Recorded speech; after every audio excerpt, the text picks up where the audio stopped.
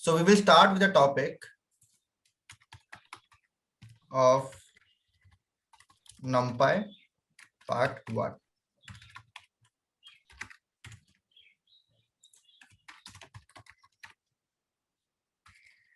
All right. So before starting, does anyone knows the full form of NumPy? So NumPy stands for numerical Python. Okay, so NUM stands for numerical and PY stands for Python. So NumPy is a Python package. So why NumPy is used? Okay, so NumPy.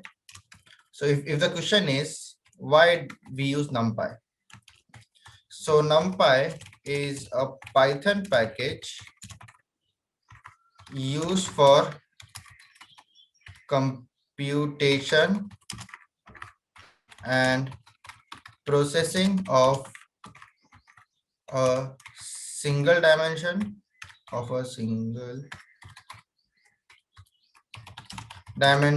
multi-dimensional arrays. What do you mean by arrays? First tell me that. What is an array?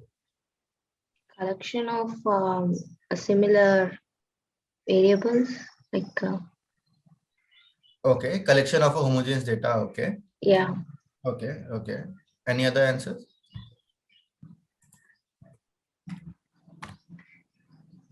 Okay. Can anyone tell me what is a matrix?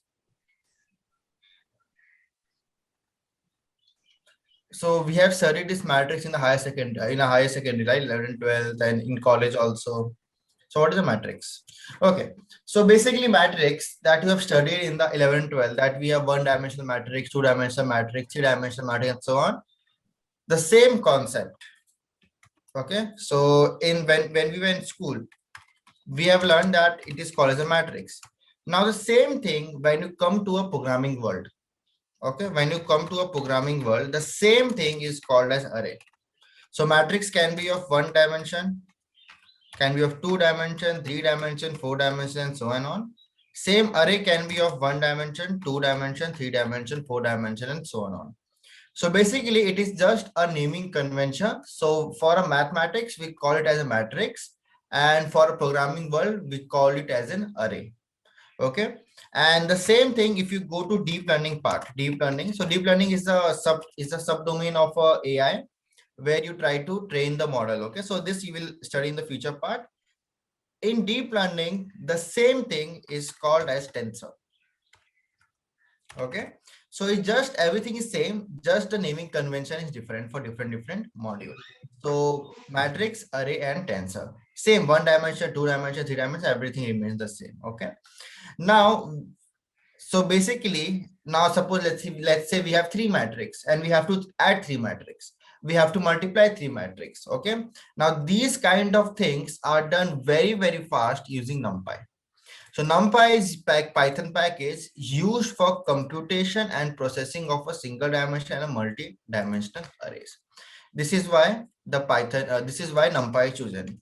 There's a one more reason why NumPy is chosen, that it is very fast. It is very fast. And why it is very fast? Because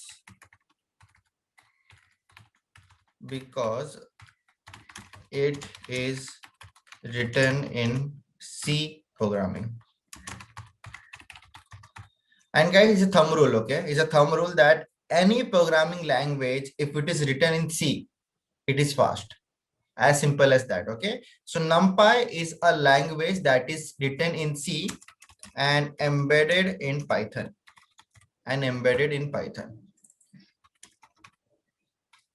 Okay, so this is why the NumPy is used widely, because it is very fast.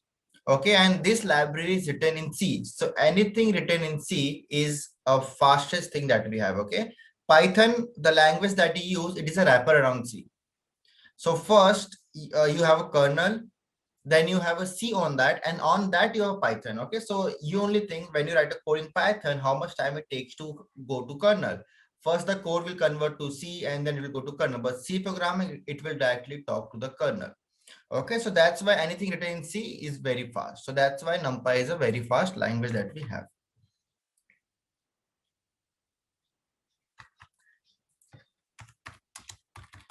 NumPy provides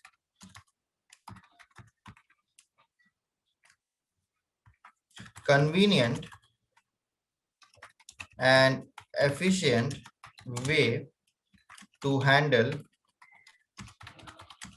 large amount of data.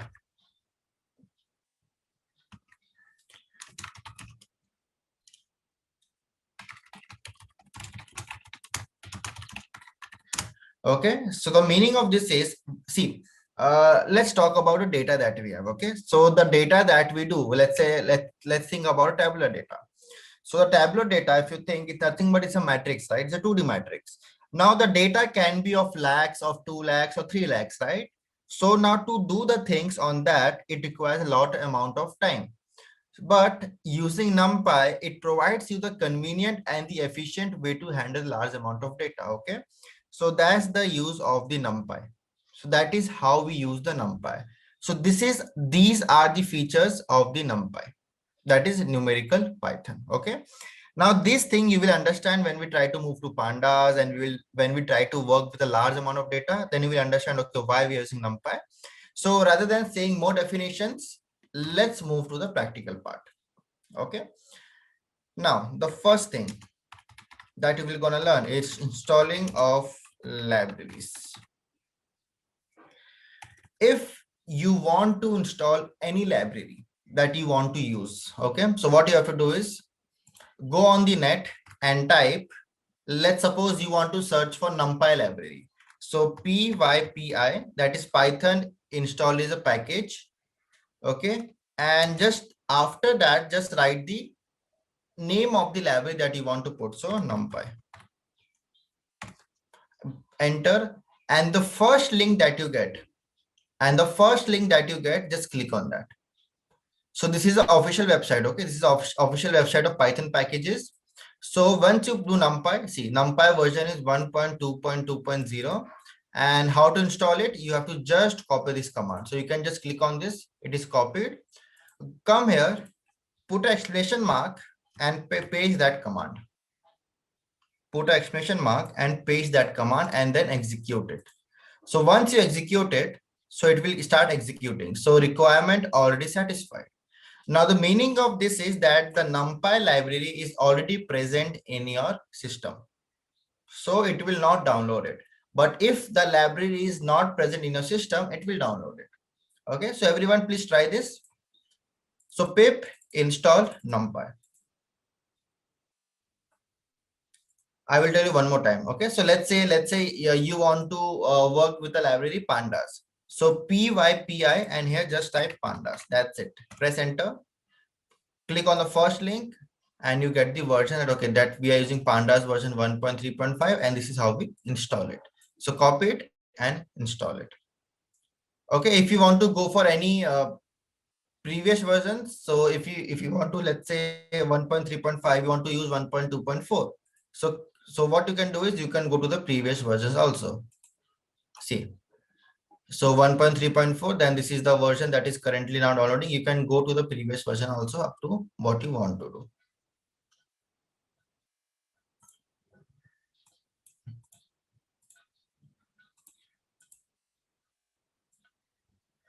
Afsan, Yes, Sachin. instead of writing exclamation mark, if we just write pip install numpy, then also it works. So what is the difference between? See, the problem is, okay, if I remove this and now if I do it, it throws an error. Now this is working. Why? Because there's nothing in your cell. This will work if there is nothing in your cell. Now I have this comment, right? So when I have this comment, you have to tell, okay, that this is a command that we are running. This is not a Python code. This is a command that we are running. So that's why we have. But you put, when you put alone, like pip, let's say you have another, you have something else in the cell, suppose, or let's say I have written something else. So then you have to do pip install numpy. Clear, Sachin? Yes. Okay. So it's a good habit. It's a good habit. So whenever you write a command, no, which is not a Python command, it's normal Linux command. Always make a habit of putting expression mark. Okay, it tells the user also that, okay, this is not a Python code, this is a command. So it's a good habit of doing it. So yes.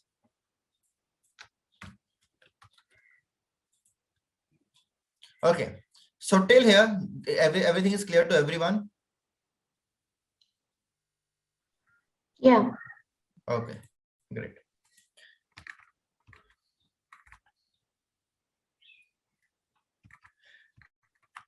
Now, the first topic and the basic topic that we will learn today is creation of an array. So let's see how to create an array using different methods. So the first way that we're gonna see is using list. Using list. For example, let's say I have a list and I'm writing the numbers here 1, 2, 3, 4, 5. Okay. So if I'll show you, so if I do print of list 1,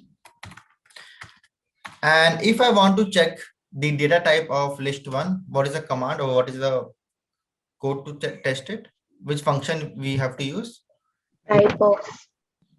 Yes, so type of list 1 and execute it. So as you can see, this is a list that we have. Now, if we want to convert to array, what we have to do is first, whenever you use any of the libraries, the first thumb rule is you have to import it. Without importing, you cannot use that library, okay? Unless and until it is not an inbuilt library. So if you have installed any of the libraries like this, then the thumb rule is that import the libraries. So how to import the library? Yeah, it's very simple. You have learned this. So import numpy as np. Okay, so import numpy is importing the library, and what we are doing is we are giving the alias name. So instead of writing numpy everywhere, I can write np also. It's like a nickname that we give to ourselves or that parent give to us, so that instead of calling the name, we can call with the nickname, right? It's the same thing. So you're calling numpy as np, as simple as that. Okay. Now this as np, you can put anything here. You can put anything here. It's totally your choice, but standard is np only. Many of the people in this world who are using data science or who are learning data science or who are into data science field, they always go with the standard way of writing np. So it's always recommended to put or write a standard way only. Okay, but you can write anything of your choice, not hard and fast rule there. Import numpy as np. Okay, now if you want to convert anything to array, what you have to do is np, that is the np that I'm using, np dot, you have to call a function array, and inside this pass the list variable. Pass the list variable, and let's try to store this in a variable. So I will write arr is equal to this. Let's try to print arr and let's see what happens. And what I will do is I will also do type of arr and execute it. Okay, now np is not defined. Why? Because I have imported it, but I have not run it. So I have to run it this also. And then if I work with this, see 1, 2, 3, 4, 5, and this is also 1, 2, 3, 4, 5. But what is the difference? This is a list and this is a ND array. ND stands for n dimensional arrays. Okay, so this is how we create an array using a list. So you have to just put np, that is a numpy dot array. So numpy has a function called as array, and you just putting the list one inside it, and that list will be converted to an array and it will be stored in arr. And when you print it, arr and type of arr, this is the output you get. And I want everyone to try parallelly with me, okay? Because if any doubts you have, you can ask me then and there itself.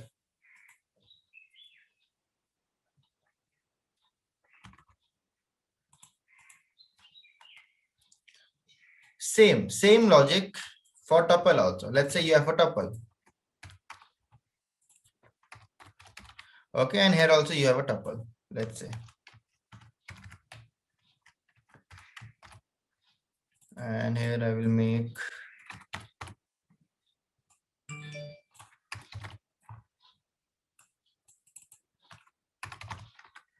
okay, and here also tup1.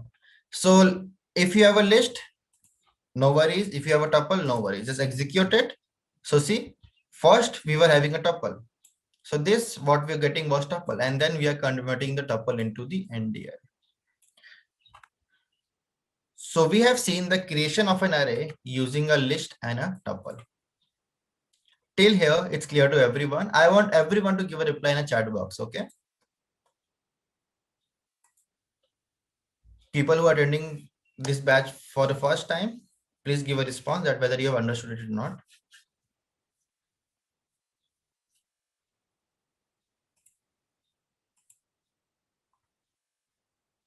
Afsan, Yes.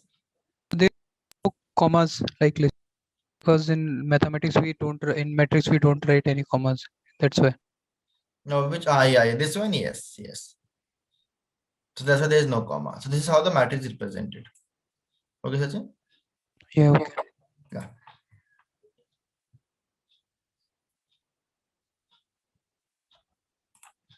And one more important point, okay, that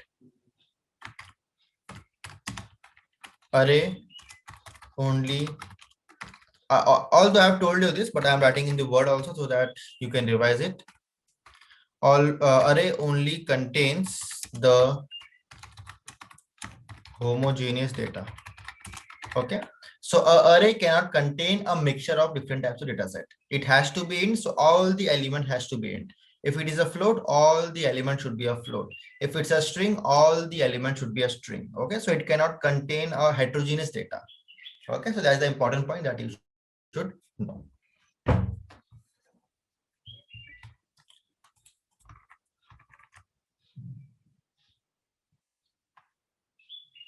Now, few important attributes. Now, these attributes now will help you a lot in future. For example, now let's say I have an array. Now I want to know the basic information about this array. For example, I want to know that what is the shape of an array, what is the size of an array, how much dimension it. So these all things we can do with the help of attributes. For example, let's say you have an array. Okay, now this array is very small, so that's why you can say, okay, this is XYZ, this is this number of element, this is this number of size and stuff like that. But let's talk about the real-time scenarios. Let's say you have a very large array. So it is not very convenient to see the array and just to give the answer, right? Either it will take a lot of time or it will not make any sense. Okay, so that's why we have some attributes. So for the first attribute that we have is size. Suppose if you want to know that how many elements are present in an array. How many elements? Suppose this is a question that how many elements are present in an array. So what you can do is you can find out by using, so you have to write the array ARR where the array is stored. So ARR dot size, that's it, and execute it. So it will tell you, okay, 5. So this array contains the 5 elements. So 1, 2, 3, 4, 5. So this contains the elements, 5 elements. Okay, so size will tell you how many elements are present in an array. So this is what we have a size method. Yes, yes. Why are we not putting like two parentheses, like whenever we call any method, we put parentheses after calling that method? So here we are No, not this putting. is the attribute. So there's a difference between attribute and the method. Okay, so this is a normal this is not a function. Okay. This is a like some variable present in that class. Yes, exactly. Okay. Got it. So this is not a function or a method. This is an attribute that we have. So it's a normal what? It's just a normal variable that we have. So we are just calling that variable for that array. Got it. So this object now when it gets created, it has a few variables that is already present. So that variable we are just calling it, nothing else. Yes. Okay. Yeah. Then the second thing, the second attribute that we have is the shape. So let's say if you want to know that, okay, got it. I'm getting it that, okay, it's a 2-dimension array, but what is the shape? It is 2, 3 or 4, 3 or 5, 3. What is the shape? I want to know that. So if you want to get that answer that what is the shape, then you have to use print arr dot shape and execute it. So the output is 5 comma. Okay, now here is the few things that I want to tell you. When you do arr of shape, I will write here, it will always return a tuple. That's the first thing.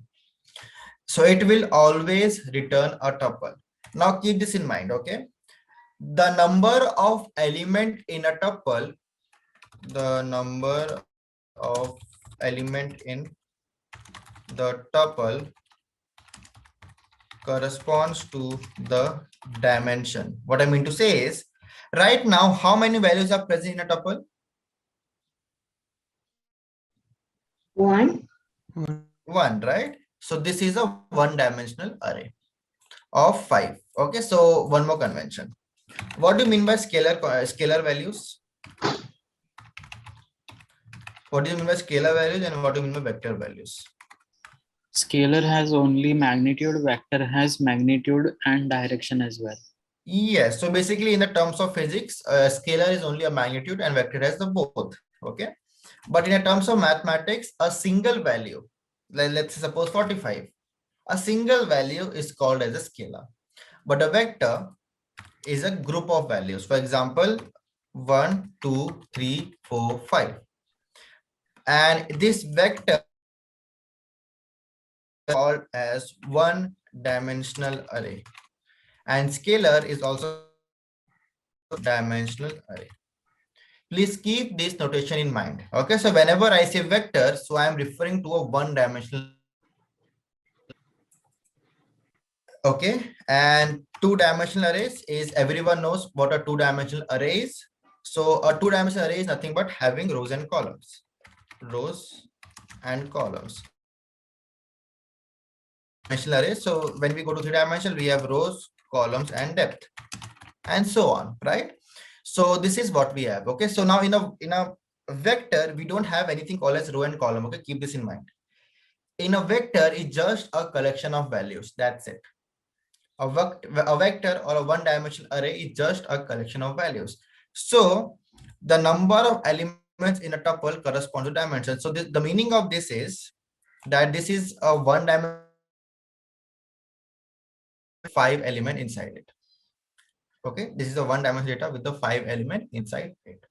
So this is what a ARR of shape will give you. Don't worry, I will move to the 2-dimension also. So this will be clear to you guys. Okay, so this is what we have shape. Then the third one that we have is the endim. So if you want to know that what is the dimension of an array,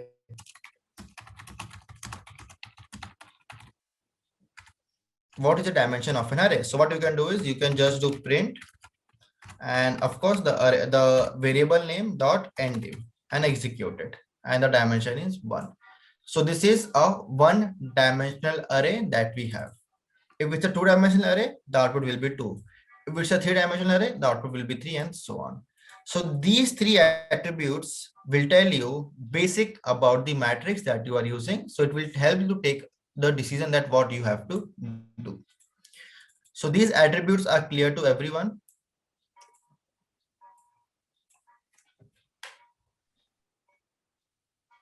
Yeah.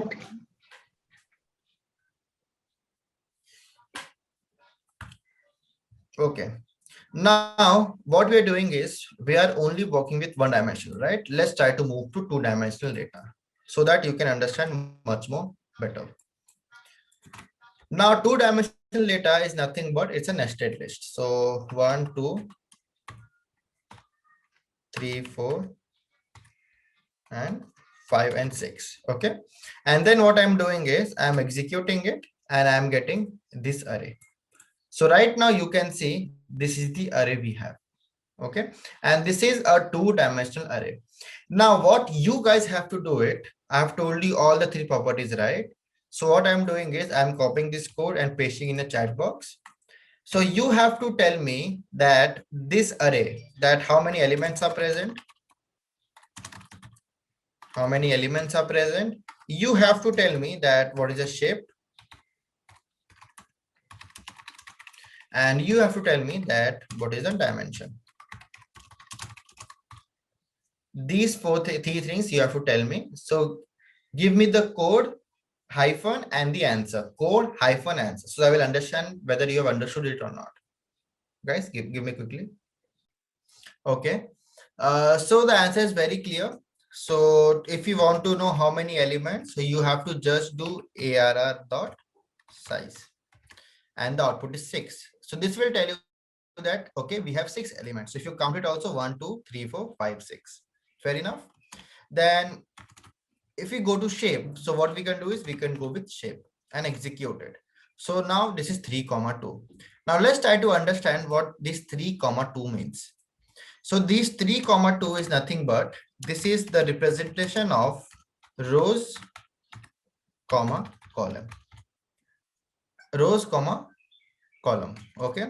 And suppose if you have, let's say you have 3 tuples. So let's say you have 3, 2, 4. So this is the representation of row, comma, column, comma, depth, and so on. Okay. So now you are getting 3, 2.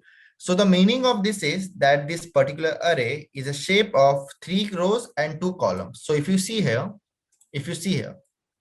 so you have row 1, row 2, row 3, and you have 2 columns, column 1 and column 2. So that's what this particular tuple indicates, that how many rows and how many columns you have. And yes, of course, the last one, if you want to check the dimension of it, so ARR dot ndim. So see 2, so that's why the tuple is 2. So I've written here, right? The number of elements in a tuple correspond to the dimension. Now the number of element we have is 2, right? So it is 2 dimension. If the number of element is 3, it is 3 dimension, and so on. So this is how you find out the basic information about an array. So we have seen how to create an array using a list and a tuple. Now let's move to the third part. Now we will see how to create a matrix using a range function. So can anyone tell me that what is a range? So you have studied about the range function, right? So range function, if I write, for example, let's say 6, what will be the output of this? This question is open for 0. everyone. Okay. So yeah. It's a range function only. So it will be, if you execute it, it will be something like range 0 to 6. Okay. But if I want to get the element out of it, what I have to do?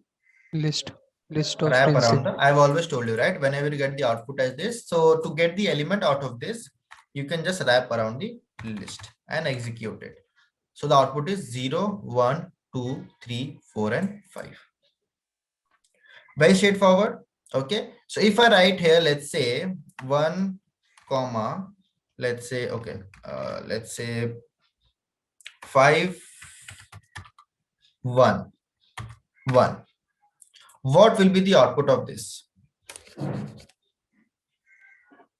Empty list.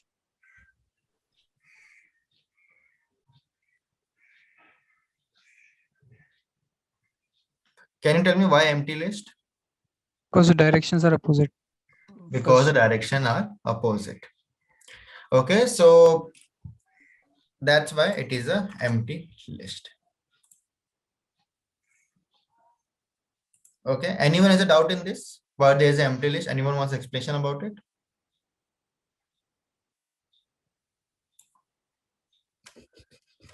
Okay. So the same thing, what we have range now, the same thing what we are doing is we are putting just A there. That's it. So A range is nothing but array range. This range was a normal Python range. This A range is just nothing but an array range.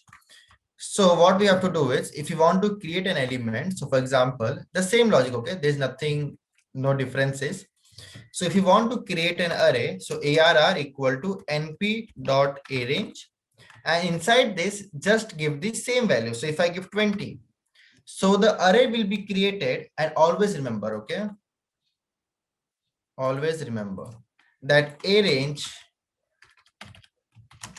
will always give you one dimensional array or a vector.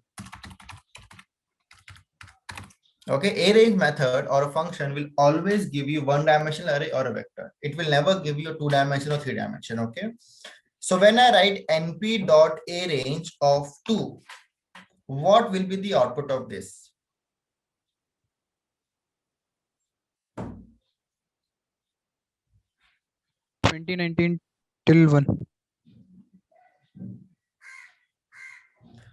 Can you come again? Can you come again? Sorry. 2019, 18, 17, 16 till 1. Okay. Okay. 1, maybe 1 and 3 odd numbers. Okay. Okay. See, it is an empty. It is an empty. See. Okay. I've always told you in an arrange function, if you don't provide, so 20 is what? This is the start value. 2 is the stop value. Okay, fine, great. But what is the step by default? 1. 1. 1. So in which direction you want to go? In the reverse direction. But what is 1 is telling? That so this 20 to Opposite. 2, you want to go from right to left. But this 1 is saying, no, I want to go from left to right. So this is a contradictory statement, right? So that's why the output is empty. That's why the output is empty. Okay, remember this. Always think about the contradiction part and you will get the answer very easily. Okay, now when I do like this, now tell me the answer. Okay, 0 0, and 2, even numbers. 0, 0 to 4 Okay, 0 to 20 or 18. till 18. 18. Okay, 18. so 20 is always exclusive. Okay, so remember this. So this will be 0 to 18. The only difference is that the output that you get is the numpy array. Here, in the range function, the output that you get is depends on which function you're using. So if you're using list, it will be a list. If you're using tuple, it will be tuple. But here, it will always give you a numpy array. See, this is a numpy array. If you want to do a confirmation, so what you can do is you can do print. And of course, always we have a function that to help us. So type of ARR executed. See, it's an n-dimensional arrays.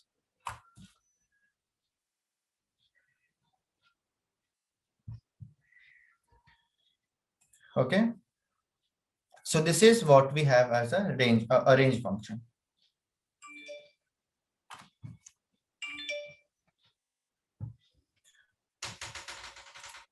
So this is the third part that we have.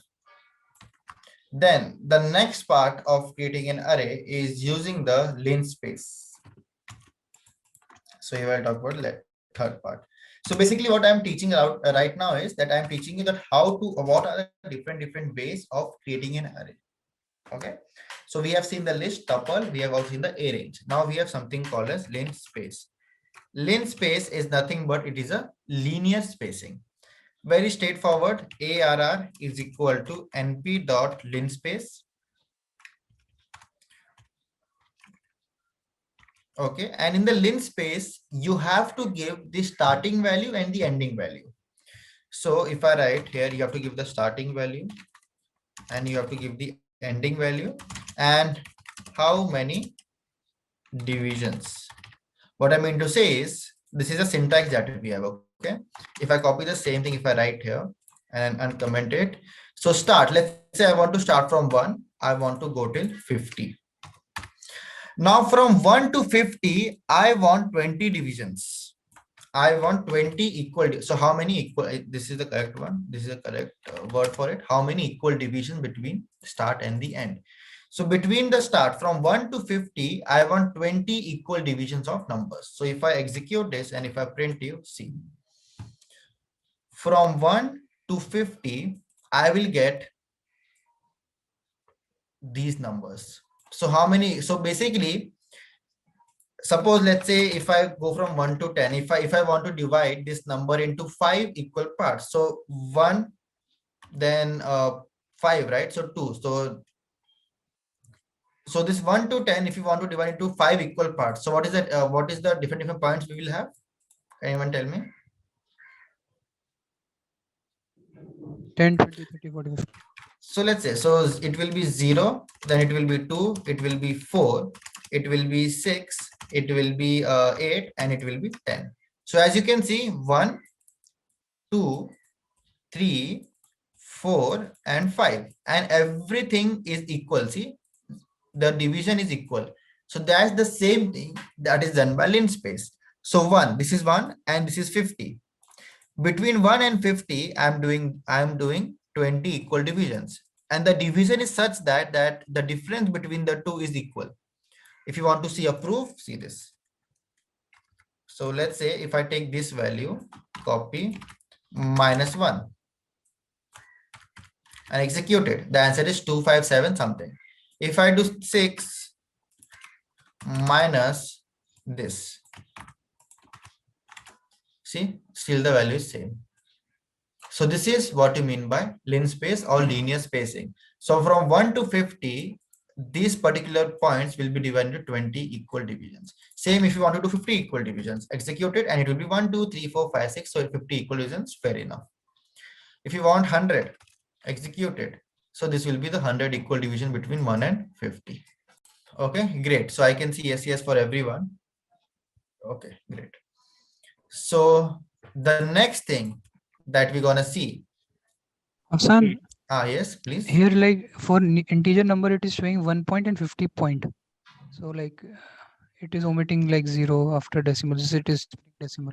Yeah, so basically what I have told you that it will only contain a homogeneous data, right? Now this is the float. Okay. So this 1 and 50 is also converted to float. So it is 50.0. So it can be also represented as 1 dot or 50 dot. Got it? But if there are 50 equal divisions, then also it is showing dot. Yes, because see, if you extract it, if you do shift tab and if you extract it, it is none by default, right? So when it's none by default, it is a floating point number. Okay. Okay, so if I type, okay, so if suppose, let's say now if I do 50 equal divisions, let's say if I do 50 equal divisions, you're getting 1 point, 2 point, 3 point. Okay, because by default the data type is none, which means that it will always give a by default float value. But let's say suppose you want an integer, so do d type is equal to int. That's it, and execute it. See, it became an integer. Okay.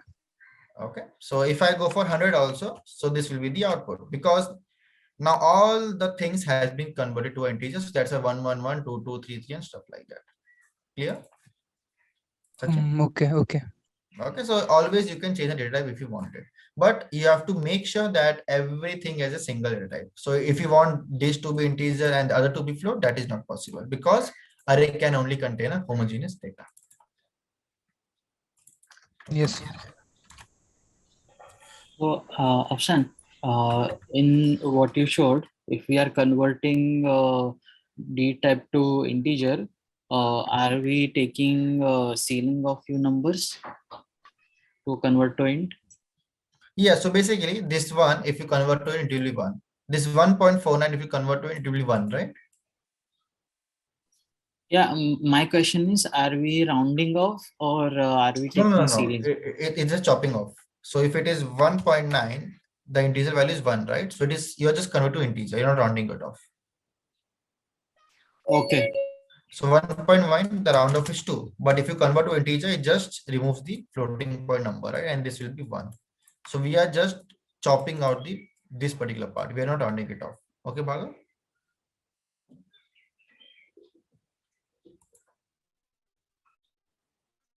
Okay. Now the next thing that we have is fifth one, that is zeros. So by the word only we'll get to know what zero will do. So this zero will create. Okay, so let's do it. So np dot zeros, and what I will do is shift tab. Now in this shift tab, if you see, there is something, the shape you have to give and the data type you have to give. Okay, so by default the data type is float. So the output of the matrix that you will get is always a float. Okay, that's the first thing. You have to give shape here, and shape is in which data type. So if you want to know that, so it can be either an integer or a tuples of integers. Okay, so always make a habit of reading a documentation. So zeros, see, you have shape, but okay, now the question is, the shape will be integer or what will be the shape? So if you expand it, it will tell you, okay, shape it will take either the integer or the tuples of integers. So shape of the new array example 2, 3 or 2. Okay, so let's try to do it. So let's say if I give 2, 3. What this 2, 3 indicates, guys? 2 rows and 3 columns. Yes, 2 rows and 3 columns. And what will be the element inside that? By the function name? 0. Yes. 0. Okay, so basically you are creating a matrix with all the element as 0. So if I execute this, see 2, 3 and all the elements inside the matrix is 0. Why it is 0.0? Why it is not 0? Because it's Default float. data type is float. Yes, because the default data type is a float. Similarly, if I only give a, let's say if I only give 6 here, what will be the output of this? One-dimensional array with the 6 zeros in it. Yes, one-dimensional array with the 6 0 in it. If I execute it, perfect. So very straightforward. NP does zeros. Now in the previous section, what we are doing, we were putting some values, right? But if you want to create a matrix with all the 0 elements, yes, we have a function for that also. So you can do it very easy.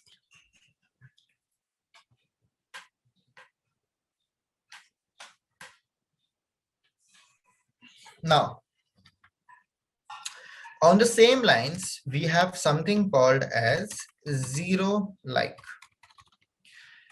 Okay, suppose let's try to understand the use case of zero like. Let's say you have a matrix of 786 cross 786. Okay, suppose you have a matrix of 76 and some values are present inside it. You want to create a same matrix, but all the values, so let's say here we have some values, some random values. You want to create a same matrix, that is 786, but all the values should be zeros. So instead of calculating it, instead of wasting your time, what you can do is, let's say this is the array I have. Okay, ARR. So let me show you ARR. Suppose this is a matrix we have. I want to create the replication of the same matrix, but all the element inside this should be 0. So instead of printing the shape and wasting your time, what you can do is you can do ARR dot 0 like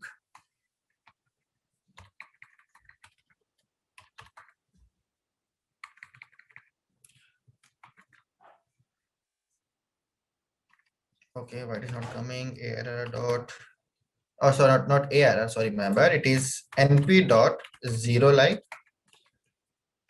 Okay, and inside this, just put the array which you want to replicate. So I want to replicate ARR.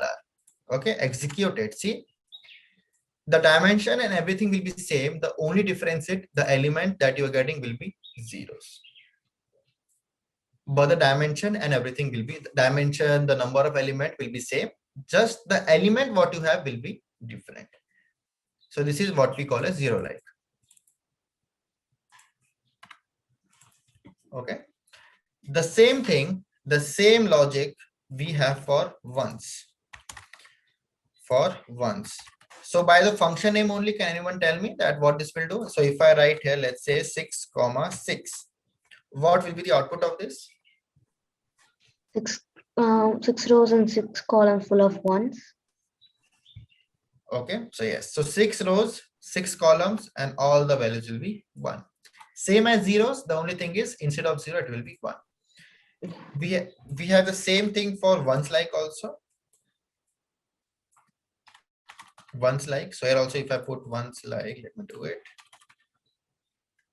Okay, and okay, and if you execute it, see all the elements, the size, the shape will be same, but the element inside everything will be 1. So all the 6 ways of creating an array is clear to each one of you. If not, please ask. Okay, I will repeat 100 times, but everything should be clear to you guys. Still, it's not over, but okay, we have more functions. So let's try to see the more functions. Now, let's say you want to create an identity matrix. What do you mean by identity matrix, guys? Diagonal elements are 1 in a square matrix. Diagonal elements 1 and other elements 0. And there's a one more rule for identity matrix. Square matrix. It is a square matrix, exactly. Okay, so it is 5,5 or 2,2 or 3,2 or 4, of so it cannot be 3,2 or 4,2. Okay, it has to be a square matrix. The meaning of square matrix is, okay, the meaning of the identity matrix is always a identity. The rows and columns are same, so it will be always n cross n. Okay, that's the first point. And all the diagonals are 1 and others are 0. Very straightforward. So if I give np dot eye, eye is a method to create an identity matrix. So inside this, if I give let's say in a form of tuple, if I give 4, 6, what will be the output of this?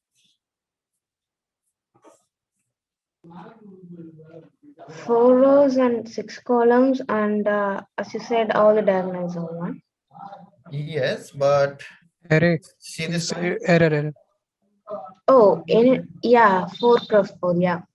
Okay, so if you do this, this is not allowed. Okay, this is not allowed. So basically the simple is you have to give only an integer value, because obviously if you give 5, it will be 5 cross 5, it will be 6, so 6 cross 6. So you have to give only a single value, and see, it created a matrix of 5 cross 5 and all the values are 1. So this is what we call as identity matrix. Very straightforward. So this is the 7th, and the last one that we have is the 8th one, and that is the random values. Now if you notice, I don't know whether you have noticed or not, you can predict the value that what will be the values inside this particular array. So here we can see that, okay, from 1 to 50 there will be 50 equal division. So okay, we know what is the value. In the list also, a tuple also, we know what is the value. In 0 and 1 also we know what will be the value. In e by e also we know what will be the value. But let's say I want to generate a random value. So what you can do is you can use a function of random. For example, np dot random dot rand, and here you can just put how many dimensions you want. So I want 2, 6. So it will generate a matrix of 2, 6. See, with all the random values. So if you keep on executing, see, the values are keep on changing. So in this, you cannot predict the value that what will be the value. So see, here the values are getting changed every time. Okay, so this is what a random function is. Okay, this 2, 6 is nothing but the shape of an array. And I have a doubt here. Yes. So whether the values will be only between 0 and 1 here? It depends. It depends. Let's say there are different functions we have. Okay, so np.random, then we okay, sorry. Then copy paste. Now, if you do here, see tab, and if you do array, so you have rand, you have random integer, you have random normalization, random integers, whatever you want, you can just come and click here. Got it? So this rand function by default will be always from 0 to 1. Okay, so if you want integer, you can put integer. So see, random value is in a given shape, so it will be over 0 to 1. See, create an array of a given shape and populate it with the random sample from a uniform distribution, that is over 0 to 1. So that's why the value is from 0 to 1. Got it? Yeah. Son, how can we fix the seed here? So np.seed, that's it. np.seed is a method that you can use and you can fix the seed. So suppose, let's say, if this number you want every time when you execute it, you can just do this and you can execute it. Okay. So there is a function. So let me check it. So np has a function of that. Let's see. Okay, I think it will be np.random.seed. Let's see. Yeah, perfect. So see now if I keep on executing it, the value is not changing. So you fix the seed size there. Okay, for those who For don't know, this cell or whole all the cells? okay, let's see it. So if I execute it, see, this is only for this cell. Okay. Okay, so guys, a seed is nothing but you are setting so this number what I'm giving you, you know, this can be any random any number, but the meaning of this is that every time you execute this, suppose for the first time, okay, let's see if I change to 101, see the value is changed now. Okay, now when you keep on executing, the value will not change now. So basically the meaning of seed is that for the first time it will be random, but when you execute again and again, it will be the same value. That is what you mean by seed. If you don't put the seed, then every time you execute it, you're getting the different values. So that's how you can fix the seed.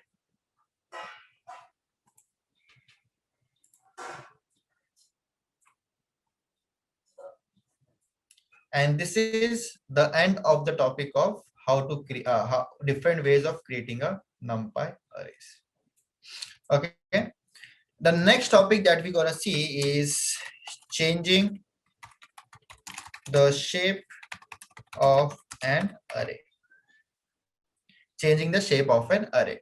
So basically, suppose let's say you have one dimension, you want to convert that one dimension to 2 dimension. If you have 2 dimension, you want to convert that 2 dimension to 3 dimension. Is that possible in NumPy? Yes, it is totally possible in NumPy. And that topic is called as reshaping. Reshaping. Okay, let's try to see an example of it. So let's say I have a is equal to np.arange and I'm giving you 6. So what will be the output of, if I do print a, what will be the output? 0, 1 to 5. One-dimensional array. It will be one dimension with 0, 1 to 5. Okay. 5. So Yeah. 0, 1 to 5. Now, if I print the shape of this and execute it, it will be 6. So this is a vector. Now let's say if you want to convert this one-dimensional data to a two-dimensional data, then how to do it? So what I will do is to take an example now. I will just take some higher numbers. Okay, so I will put here 20. So this is the value that we have. If you want to reshape it, you have to just do a. A is what? A is nothing but the array that you have. Dot reshape. Dot reshape, and inside this you have to give that in which matrix you want to reshape. Okay, but there is a very, very important rule here. The rule for reshaping is, I will write here, rules for reshaping. Let's say you have a matrix 1 and the element inside this is 50. If you want to convert this to matrix 2, the shape should be equal to 50. What I mean to say is, let's say the matrix 1 has the element 50 elements, okay, and the matrix 2, so this is a vector matrix, let's say for example, okay, this is a vector matrix or a one-dimensional matrix. You want to convert into a two-dimensional matrix, and the shape you are giving is 2, 10. So in a matrix of 2, 10, how many elements you can fit? 20. 20, right? So the rule is that whatever value you are giving here, it should be, when you multiply these values, it should be equal to 50. Or in the layman's word, the number of element in matrix 1 should be equal to the number of matrix in element 2. Very straightforward. So if this is 50, you should create a matrix so that it can take that 50 elements. It cannot be less than that. It cannot be more than that. Very important. Okay. So what are the reshaped values that I can give here? If this is 20, what are the combination of values that I can give? If I want to make this as a two-dimensional data, combination of matrix 2 cross 10. 2 cross 10, then 4 cross 5. 4 cross 5. So it can be 10 vice cross versa 2. also, right? 10, 10 cross 2 2. also, 5 and cross 4. 5, 4 also. Yeah. Any more combinations? It can be 1 comma 20 also, right? That is already there. No? And 20. 20 crores, 20 crores. No, 120 is not there because this is not 120. This is only 20. Okay. Any more combinations you can put? No. So that's why if you want to give it, you have to give it that combination only. For example, if I do print reshape, let's go to 2 comma 10. So 2 comma 10 and execute it. See 2 comma 10. If I let's say if I go with 4 comma 10, so it will throw an error. See, and the error will clearly say that what is the problem? Cannot reshape an array of size 20 into 4 comma 10. So the meaning of this is okay that you are giving the array that you have is a size of 20, but you are doing with putting in 4 comma 10. It doesn't make any sense. So that's why it is throwing an error that you cannot reshape there. So when you want to reshape it, you have to make sure that the multiplication of this, whatever the value given, should be equal to the natural number of element inside the other elements. Is that clear to everyone? Original array is not getting changed. No. Original is not getting changed. So if The you put, mutable or immutable type of it. it is mutable, but whatever your operation you do, like arrays of size of a reshape or anything, it will return you a new object. Okay, see, A is still the same, but you do a reshape. Okay, let's try to show you that. If I do a dot reshape of 2 comma 10, see, but if I again try to print you a, it is still the same. Yes. Okay, so it is this is always returning you a new array, but it is mutable. So if you try to change a of 0 is equal to 100, okay, so if I now print a, this value is getting 100. Okay. Yes, yes. Okay, great. Now again and again we are taking, okay, so basically let's say np dot a range of 15 dot reshape. So what if I want to convert it into a 2-dimension, or let's say I want to convert to 3 dimensions? So can anyone tell me the combinations?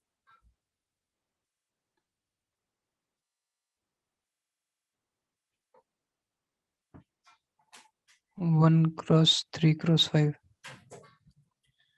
Yeah, so basically the logic is same, that multiplication of the all three numbers should be equal to 15. So it can be 1, 3, 5. If you execute it, see, this is a 3-dimensional matrix that we have. Or you can put 5, 3, 1. So this is 5, 3, 1. So this is a 3-dimensional matrix we have. Okay, rule is applicable for everything. If you want to convert to 4 dimension, you can go with it, but the multiplication of everything should be equal to number of elements. Okay, so yeah.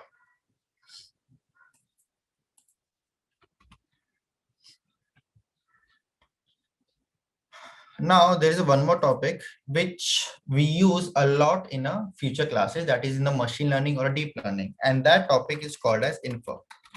So this is a very basic but a very widely used by a lot of programmers including me. So let's say you have a matrix. Okay, let's say you have a matrix. Let's say you have a 3-dimensional matrix of 786 comma 64. Okay, 76, 64.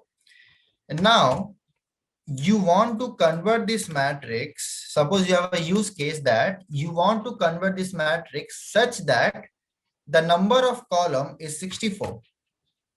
Number of column is 64.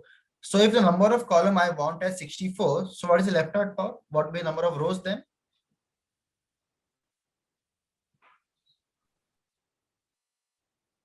780. 76 and 76, right? Now it is taking a lot of time to calculate it, right? Yeah. Now instead of wasting our time and calculating it, what we can do is, let me try to show you.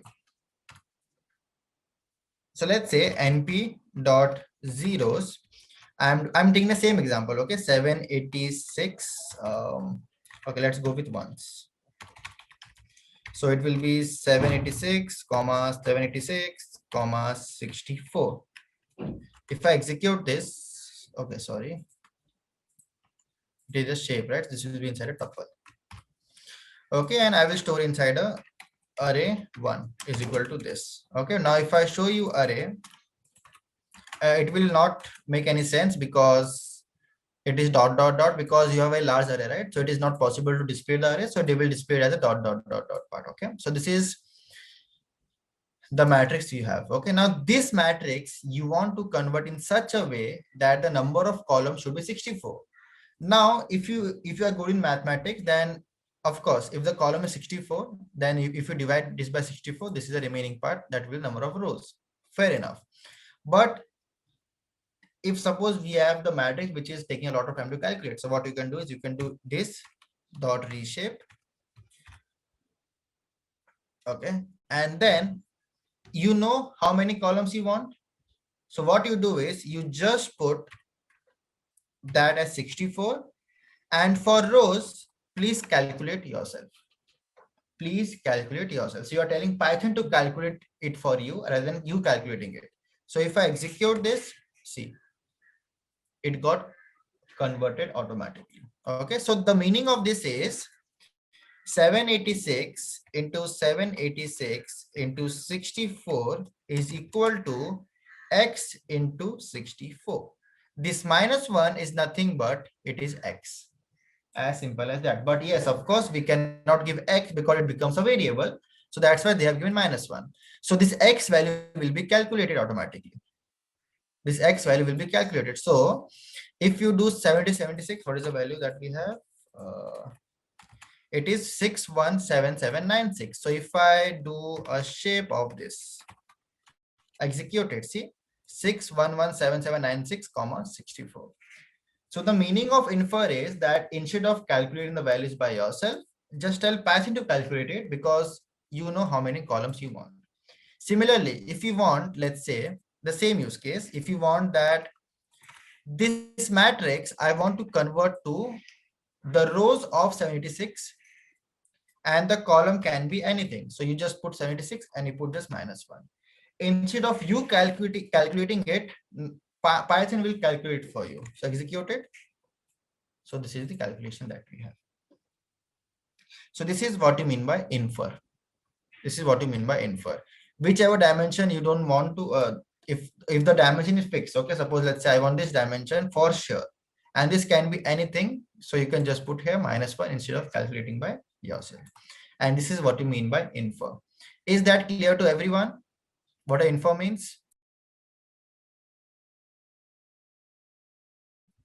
The next thing,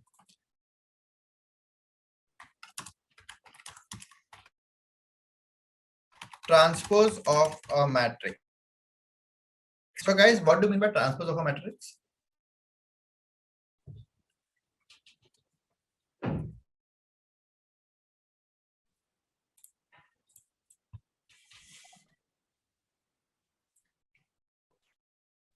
Changing the column and rows. Okay, yes. So basically, rows comma columns will become columns comma rows. Or in the layman's word, the rows will convert to columns and column will convert to rows. Let's try to take an example of that. So let's say A2 is equal to np.arange, and here I'm taking 18 dot reshape, and I'm putting here 6,3. Execute it. Let's try to show you. Okay, and let me try to show you a shape of this. So the shape is 6,3.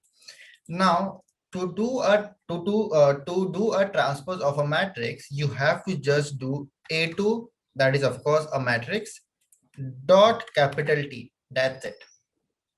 Execute it. 6,3 became 3,6. Okay, so if I show you A2, this is how A2 say 0, 3, 6, 9, 12, 15 converted to a column. So 0, 9, 3, 6, 9, 12, 15. So this is what you mean by transpose of a matrix. So very simple, just do dot T and your work is done. Straightforward. Now, there are two important functions which again will look very similar, very easy, very basic, but a very important one. And the function is ravel, or we also, many people call it as flatten. Agenda is very simple. Convert any dimension matrix to one dimension. Let it be 2 dimension, let it be 3 dimension, 4 dimension, 5 dimension. If the use case is that you have to convert to 1 dimension, so you have to use either a ravel or a flatten. Let's take an example of this. A2 is this matrix 6, 3. If I want to convert this matrix into a simple 1 dimension, so instead of wasting our time and putting reshape and calculating everything and wasting our time, you just do a dot ravel and done. Let it be any dimension, it will convert to a 1-dimensional data automatically. The use of this is in the higher classes. When you come to deep learning, then I will tell you, if I am the instructor, I will tell you that what is the, why we use ravel. But yes, ravel is the thing which is used a lot. Now the same thing we have for flatten also. Execute it, you get the same output. So the small story of this is that ravel and flatten does the same thing, just that the function name is different. So ravel and the flatten does the same thing. Okay, now it's totally your choice. Either you want to go with a ravel or you want to go with a flatten. My personal thing is I always go with that function name which makes sense of what it does. What I mean by that is, the meaning of flatten is that take anything and flatten it and make it straight, right? So take any matrix and it is making it a flattened matrix. So this flatten function makes some sense here instead of ravel. So that's why I'm going with the flatten. I always prefer flatten, and most of the people always prefer flatten. But you can go with the ravel also. It's totally up to you guys. There is no hard and fast rule that okay, ravel is faster and flatten is slow, or flatten is slow or ravel is faster. No, it means the same thing. And this is how we reshape the arrays using different method.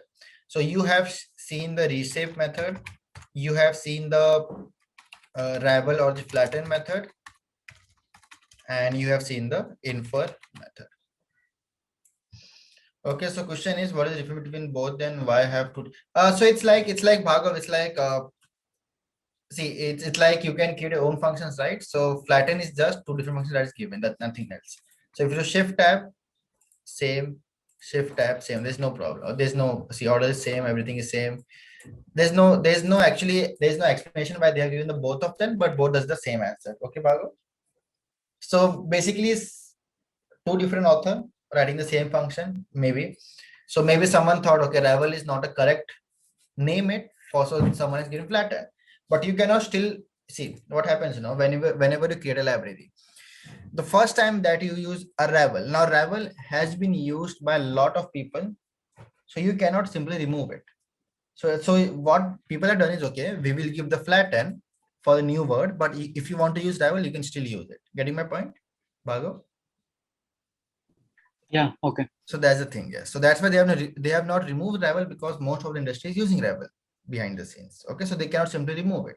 So that's why what they have done is, okay, we will give you the new function, keeping the old function as the same one. So yes, this is the answer for it.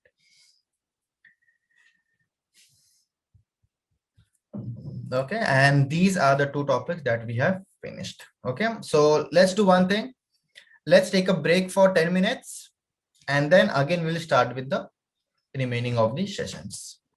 Okay, so now let's move to a new topic, and that topic is basic operations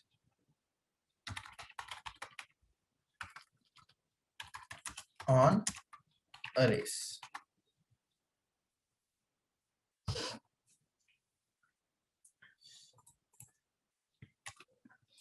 So first we will see about arithmetic operations on array.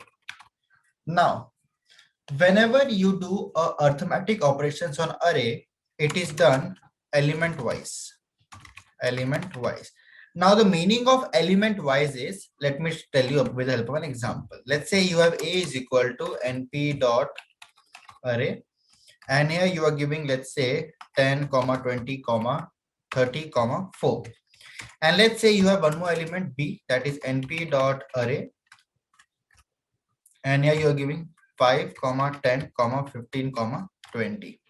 Okay, now if you want to add these two arrays or the matrix, so what you can do is you can just do A plus B and execute it. Now the answer is 15, 30, 45 and 24. Now the meaning of element wise is that this particular element is index 0, so it will be only added with the second element of index 0. Same with 20. So 20 will only add with 10. 30 will only add with 15. 4 will only add with 20. So that is what you mean by element wise. So can anyone tell me, if you have understood the element wise, when it will throw an error? At which condition it will throw an error? So Maybe Shape is different. so basically every element should have a pair. Okay, Yeah. so it will throw an error. So basically when the one of the matrix is not of the same size, or basically when two matrices are of the same size, then only the arithmetic operations can be applied, in a simple words. So A plus B is this. If I do A minus B, it will be this 5, 10, 15, 16. Let's say if I add one more element here, let's say 21. Now let's do it C. So now here, see what is, okay, this is not 20, this is 20 comma 1. Now if I do A plus B, C, it is not allowed. So that's why the element should be same. A minus B, then if you want to do multiplication, you do multiplication, there's no problem. If you want to do A divided by B, do it, no problem. You're dividing one element by another. A less than 30. What will be the output of this? Can anyone tell me?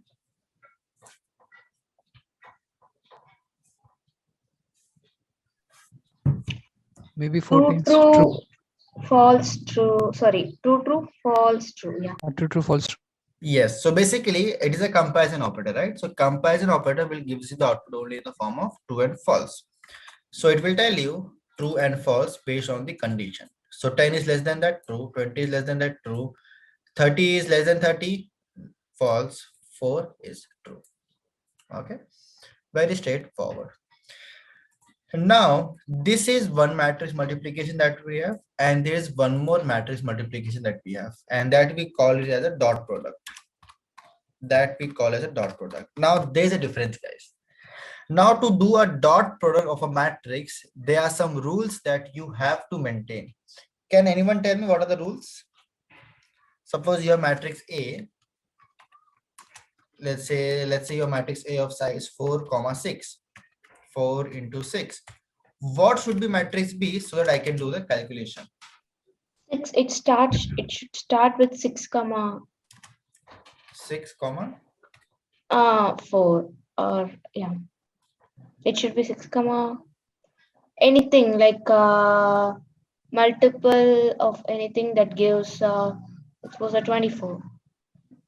no, Frank, it's not like that. So basically only the column of the first matrix should match the row of the second matrix. That's it. Yeah. This number can be anything of this, can be 100 also. It's not like that you have to match 64 or 24 only. Okay, it can be Oh. anything. Okay. So basically if I convert into a numerical in the formula, so it will be n into m, and this will be m into p. Okay, and but the resultant matrix will be what? N cross P. N cross p. Okay, so this is the thing that you have to, this is the formula that you have to keep in mind. Then only a matrix multiplication, or we also called it as a dot product, will work. Let's try to see this with help of an example.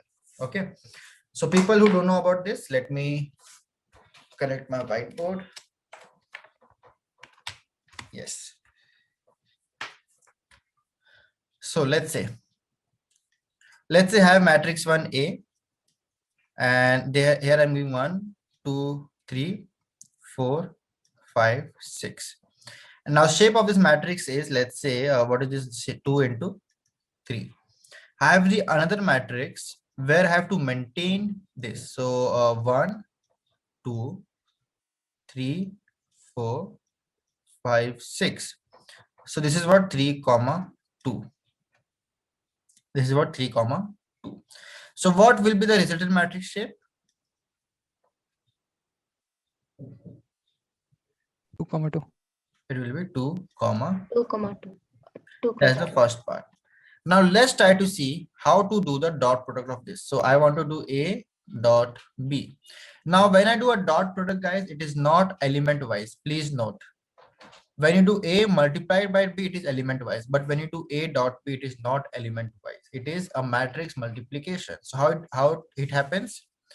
So basically, 1 into 1 yes. So first row plus will be 1 added into with all the columns. So 1 into 1 plus 2 into 3 plus 3 into 5. 5. So whatever answer you get, that will be the answer of this particular matrix. Then the next part, then 1 into 2 plus 2 into 4 plus 3 into 6. Now when this part is over, it will move to the second part. So 4 into 1 plus 5 into 3 plus 6 into 5. Similarly for this, 4 into 2 plus 5 into 4 plus 6 into 6. Now how many elements we have? We have 1, 2, 3, 4, and this is 2 cross 2. So see, and this is what we call as element wise. So if you add this, so what is the answer you will get? 15, 16, this is, I think this is 22. This will be what?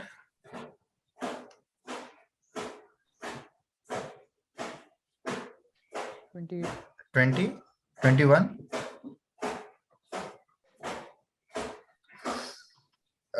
30, 15, 45, 45 into this is how much? 4. Second one was 28. 28. 28. Second one, 28. 18, yeah, 28, correct. What about this? 30, 45, 49. 49. 49. Okay, and this is 64, 28. 64. 64. 64. Okay, so this is the element we are getting 22, 28, 49, 64. Okay, let's try to do the same thing with the coding and let's see if we get the same answer or not. Okay, so what I will do is let's try to create a matrix. So let's say you have a matrix and np dot array, and what I'm doing is, okay, 1, 2, 3, and the second row is 4, 5, 6. Okay, and we have b is np dot array. Let's say I'm giving you 1, 2, 3, 4, 5, 6. Okay, these are the two matrices that we have. Okay, I have to close this also.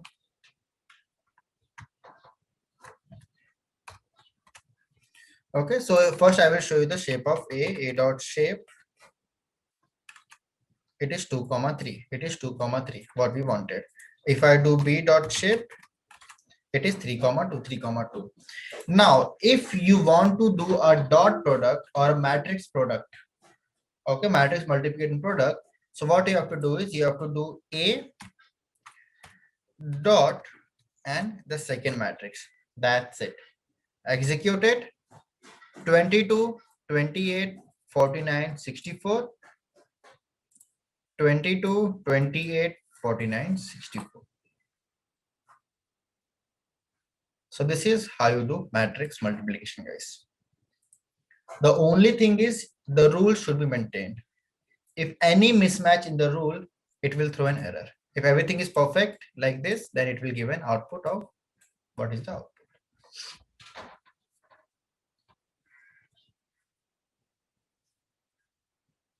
Okay, and this is what we call as matrix multiplication or matrix product also you can say, or a dot product also you can say. So I'll clear this out. I will go to mouse. Yeah. So these are the arithmetic operations that we can do on a matrix.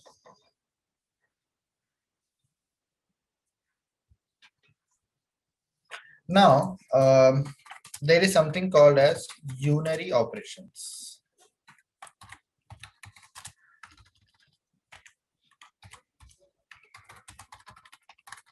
Okay, now let's try to understand a use case. Let's say you have a matrix that np dot a range of 0 to 20. And let's say you have a matrix of this. And now the use case or the question that I want to ask you guys is that what is the total sum of the element? What is the total sum of the element? So what you will do is you will do a for loop, then you will put the logic and then you will write a code, right? But there's no required of doing that. There's no requirement of doing that. What you can do is just take a matrix dot sum. That's it. Execute it and you will get the sum of all the elements. And you will get the sum of all the elements. Very straightforward.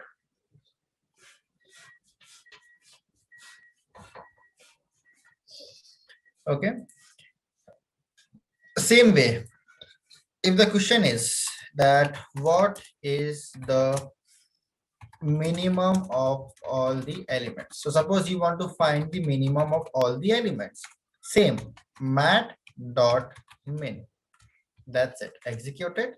And the minimum of the element that you have is the 0. Same, if the question, if I ask you what is the maximum of all the elements, you have to just do max and execute it and you get the maximum of all the elements. Okay, so this is what we have. Now this is with respect to one dimension. Let's say what will happen in 2 dimension. Okay, so what I will do is I will take this matrix and I will make a reshape of 5, 4. So this is a matrix we have. Okay, this is a matrix we have. Now the question is that what is the total sum of the element? So there is no change, everything will be same, but in the 2 dimension, if I ask you the question that what is the total, what is the sum of all the columns, what I'm basically asking is that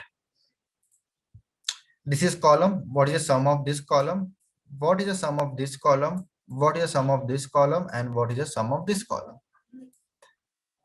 We can do that by using something called as axis. So if I do mat dot sum and if I do shift tab, there is a parameter called as axis.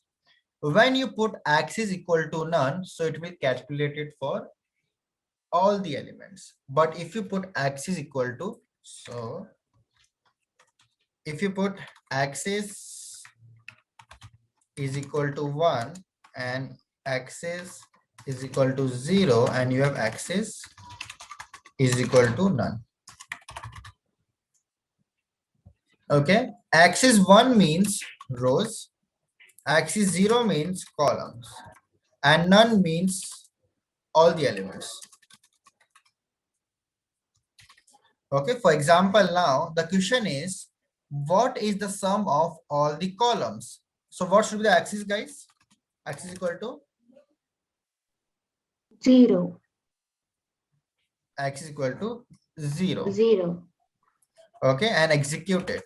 So see, answer is 40, 45, 50, and 55. So if you add this, you get the answer as 40.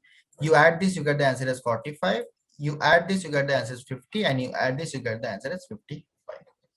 So this is how you have to play with the axis parameter to get the different answers. The same thing, if I ask you, what is the sum of all the rows? Axis will be equal to 1. 1. Execute it and see the sum of all the rows will be given to you. So 0 plus 1 plus 2 plus 3 is how much? 3, 4, 5, 6. So answer is 6. Then for this column, same thing, this column, same thing, this column, same thing, and this column, same thing. So you get the answer here. Okay, and now let's suppose the question is that what is the minimum of the element? So I want to find out the minimum of the element. So I have to just do min. But the question is that what is the minimum of all the columns? So you have to just do here min, and it will tell you the minimum of all the columns. If you want to know max of all the columns, you just do max, and here you just do max. You will get the max of all the columns. Vice versa, if you want to know what is the minimum of all the rows, you just do this as 1, and it will give you the minimum of all the rows. Same for the maximum also. Okay, and these are the unary operators that we have to find out these particular answers. So minimum, maximum, and sum is clear to everyone with respect to both 1 dimension, 2 dimension.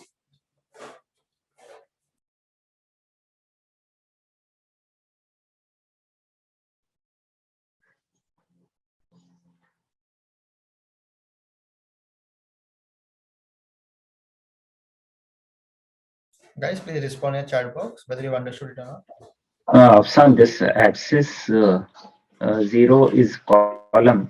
This convention is same for all the NumPy operation, right? Or it will change? Yes, most of the yes. So I'm not. So don't by heart this, okay? Because what happens now in pandas, it is way around. Getting my point? Yeah, but for NumPy it will be. Yeah, NumPy for most of the function is same. For some of the function it might change. We have to read the documentation, but yes, most of the time it's same only. So axis 0 means column, axis 1 means rows. Okay. Yeah. Thank you.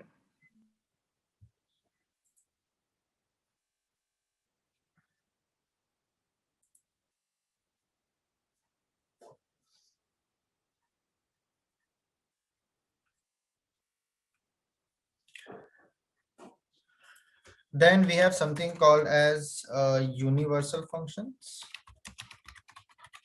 Okay, universal function, nothing but instead of writing this symbolic representation, you can do the same thing with the help of, let's say, this. Copy, paste. Okay, so instead of putting that, you can do np.add and you can add 2 arrays. So instead of doing a plus b, you can use the universal function of add. Similarly, if you want to subtract, you can do subtract. Okay, see. If you want to multiply, you can do multiply. If you want to do a dot product, so dot product is very simple, dot and a comma b. And you get the answer. Okay, so this is the, okay, so give me a second. Yes, so this part we'll try to do.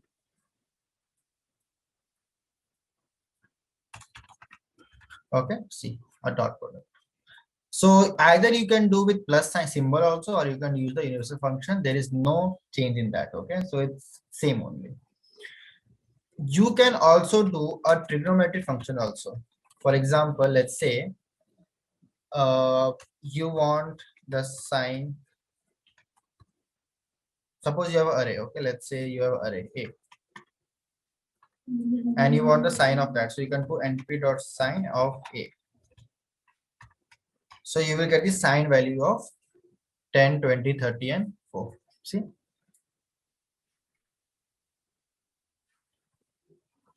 If you want the cos, so these are just mathematical functions, okay? Cos, you get the cos value of everything. Then let's suppose you want to find out the mean or the, okay, what do you mean by mean, guys?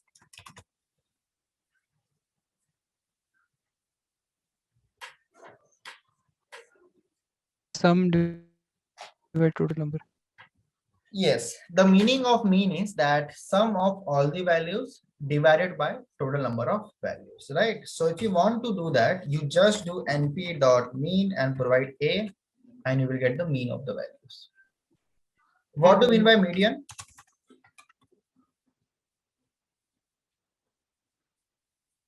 If you arrange the data in increasing order, then the middle value Sorry, can you come again?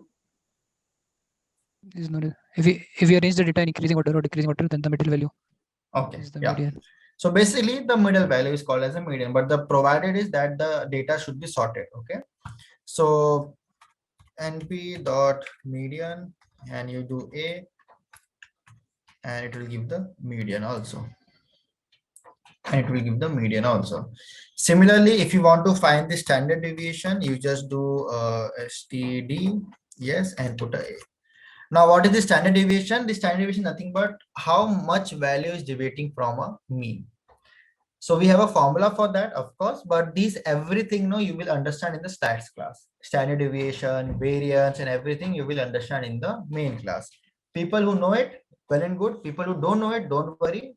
That will be covered thoroughly in the stats class. That what is the standard deviation, what is the variance, and stuff like that. Okay. Same if you want to go for variance and a, so it will tell you the okay 98 is the variance. So it's nothing but it is that nothing but it's just a measure of the value of how much far the point is from a mean, median, or a mode. Okay, and if you want to know the formula, you just type your std formula. Formula is very simple if you understand it. So see, this is a formula.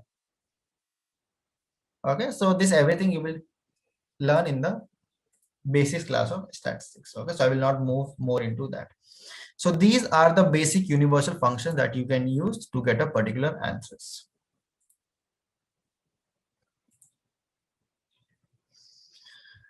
Now, the important and a last topic for today is indexing and slicing. Very important topic. And what do you mean by indexing, guys, and what do you mean by slicing? Indexing is referring to one particular object in the array, and slicing is taking a part of the array. Exactly. Okay, so indexing is accessing only one element at a time, and slicing is accessing multiple elements at a time. Simple, straightforward dimensions. Okay, and now let's say I have a numpy array. So a, what is the value? Let's see first. Okay, let's say I have, this is the array that I have.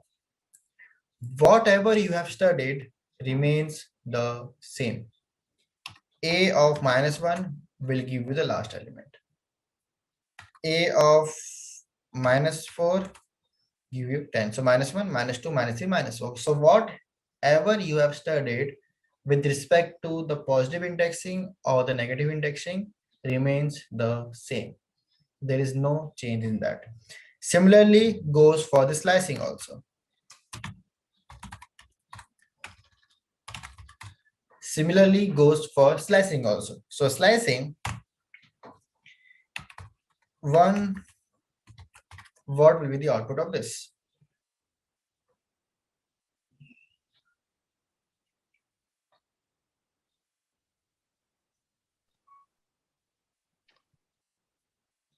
Twenty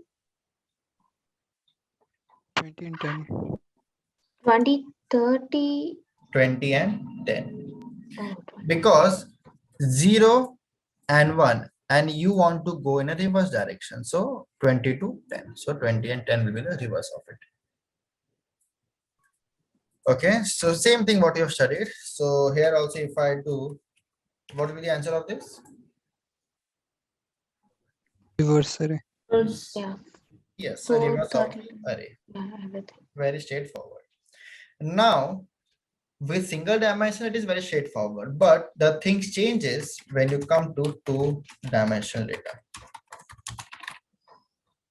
So let's say B is equal to NP dot A range of 6 dot reshape of 2 comma 3. Let me show you what B is. So B is this 0 1 2 3 4 5. Okay. Now if I do B of 1, what will be the output of this?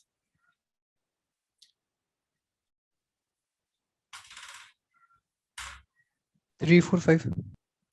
So just think of it as a nested list. Okay, so this is a list we have, right? So copy this. If I paste here, so just think this of a list. So this element is present at 0 index. This is present at first index. So now what will be the output? Tell me. 3 4 5. 3, 4, 5. So 3 4 5 executed, and it is 3 4 5. If I do B of 1 or B of minus 1, what will be the output? 5. 5. Perfect. Answer is 5. So if you have understood a nested list, this part is very straightforward. Okay. Now, the actual game is not in the indexing. The actual understanding is in the slicing part. Slicing. Okay. Now, a slicing is a bit different here. So what the slicing here is, if you do a indexing, the same format can be also be written in this form 1 comma 1. So see, this also answer is same. So the same format can be also be written in this format. Same for the slicing. So suppose if you have B. So let's say I want to extract 4 and 5. I want to extract 4 and 5. So what you will do is, first you have to extract the second row. So what you will do, you will do A of 1 comma and then 4 and 5. So what you're doing a slicing, right? So slicing is what? From 1 till whatever you want. Executed. Okay, there's a problem Baby. because it It's is, a B. yeah, executed and see 4 and 5. So basically, if you do a slicing, the first part is for the rows and the second part is for the column. Let me explain you the same thing with the higher dimension matrix. Okay, then only you will understand it. So let's say I have A1 is equal to NP dot A range and 25 dot not here, sorry, dot reshape, and here I will give 5 cross 5, and let me show you this is A1. Okay, now A1 of 1 2 colon 4, what will be the output of this?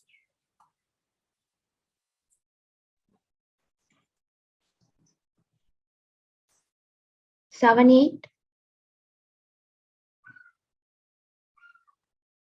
Okay, the output will be 7 and 8. Perfect, very straightforward. Now let's try to make it more complicated. So what I'm doing here is, let me do 3 colon and 3 colon. Now tell me the output of this.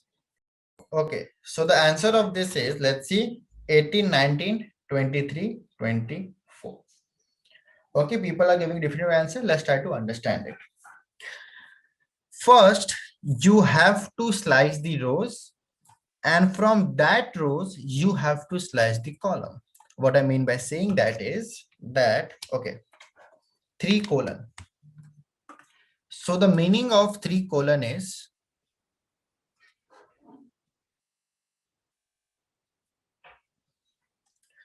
so 3 colon, right? So 3, so this is 0, this is 1, this is 2, this is 3, and this is 4. So when you say 3 colon, so last 2 rows will be extracted. So you will get a matrix like this: 15, 16, 17, 18, 19, 20, 21, 22, 23, and 24.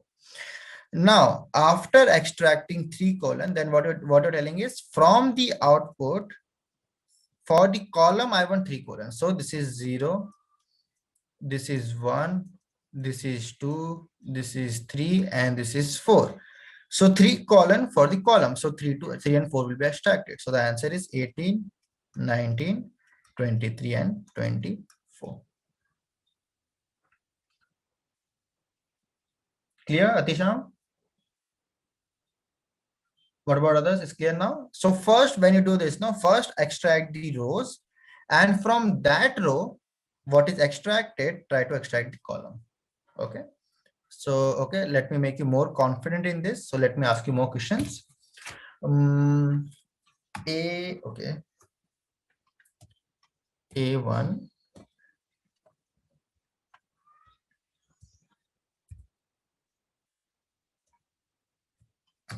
Okay, so let's see what your output and this is matching or not. Let's see that. Execute it.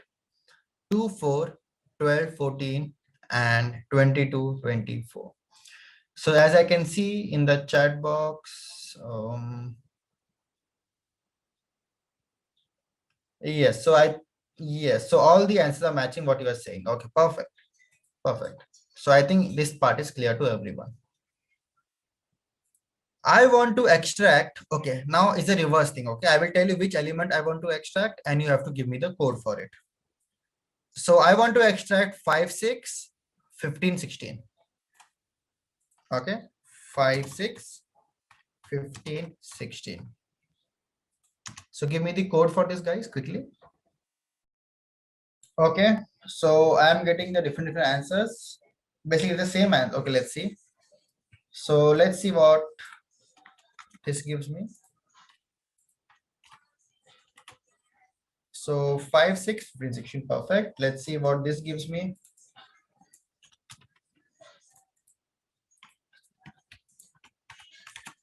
5, 6, 15, 16. Okay, so I think most of what you are giving the answer is correct. So this is how we do slicing and indexing in a matrix. So this topic is clear to everyone. In a chat box, please.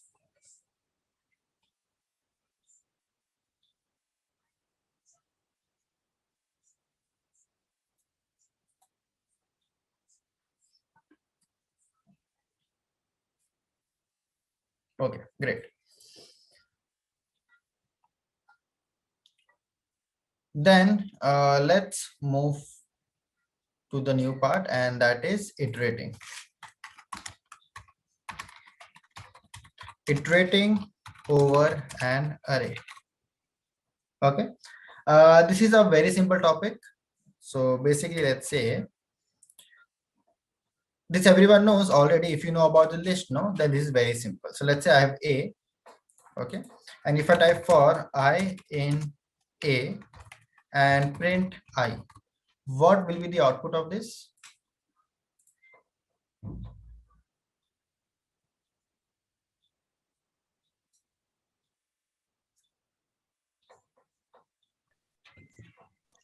Ten, 20, 34. 10, 20, 30 and 4. Okay, perfect. Now what I'm doing is, what is A1? Yes, this is A1. So if I do for I in A1 and print I, what will be the output of this?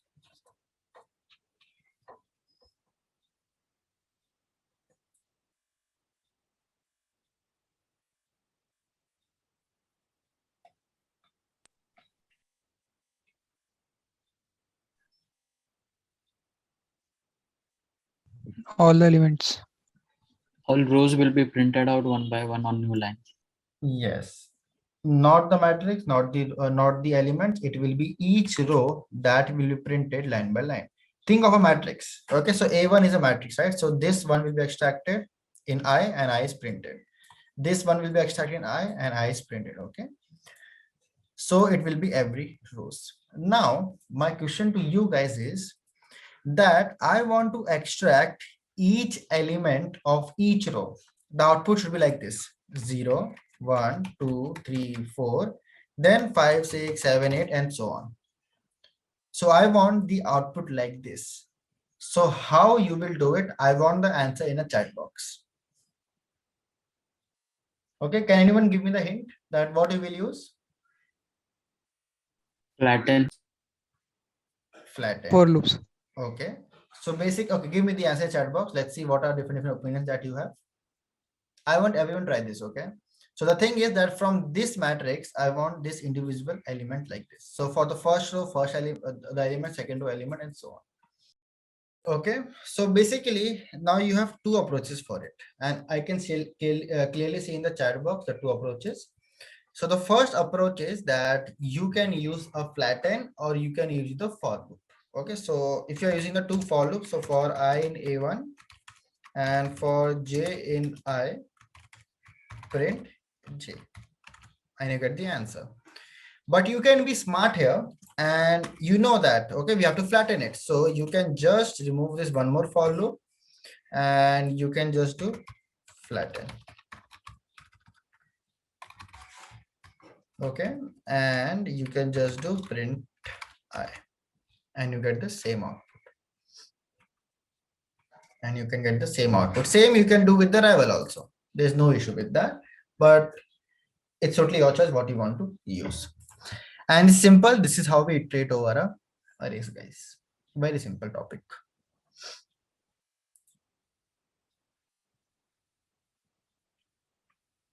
Now,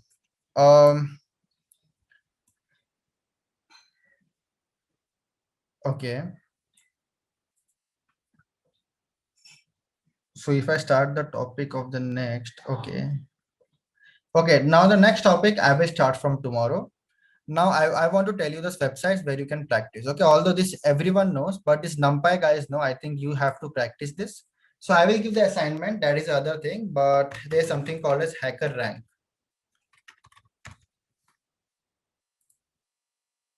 Okay, so you can sign up and code. So when you sign up and code, so Google sign in, let me do it quickly.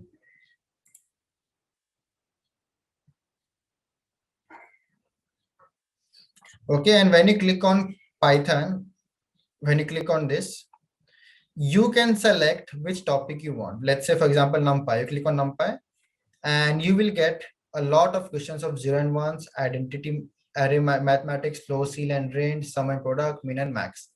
So you can solve this particular problem using the HackerRank. Okay, and all the, so if you want easy, so basically HackerRank is a platform which will help you to build the knowledge of competitive programming. So whatever you want, you can just select here and you can just do it. Okay, so this is one of the side. Then you have Geeks for Geek. So what I'm doing is, let me give you the website copy. Website to practice.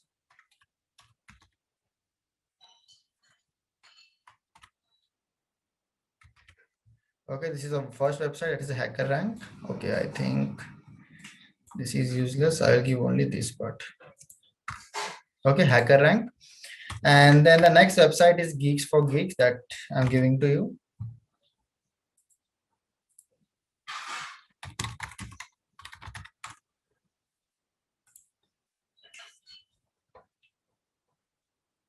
Okay, Geeks for Geeks. So if you're a student, go for student. You want what you want, you can just select here tutorial you want of whatever. So for example, Geeks for Geeks NumPy exercises. Click here, and you can practice all the NumPy exercises. If you scroll down, see question on NumPy array, question on NumPy matrix. You just solve this. Yeah, everything will be clear, guys.